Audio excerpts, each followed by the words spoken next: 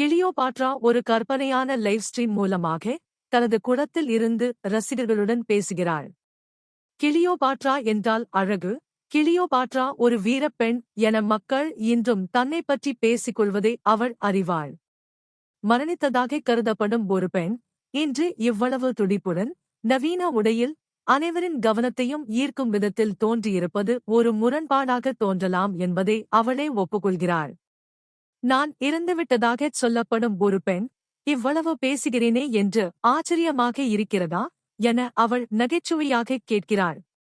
பேசு, ஆனால் தெறிக்க விடாதே என்பது தன் அம்மா தனக்கு சொல்லிக் கொடுத்த அறிவுரை என்பதையும் நினைவுபடுத்துகிறாள்.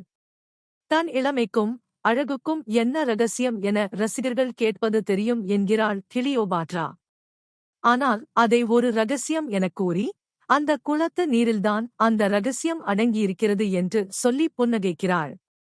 இது கிளியோபாட்ராவின் கம்பீரத்தையும் தன்னம்பிக்கையையும் மர்மமான கவர்ச்சியையும் ஒரு நவீன லைவ் ஸ்ட்ரீம் சூழலில் வெளிப்படுத்தும் ஒரு சுவாரஸ்யமான கற்பனை.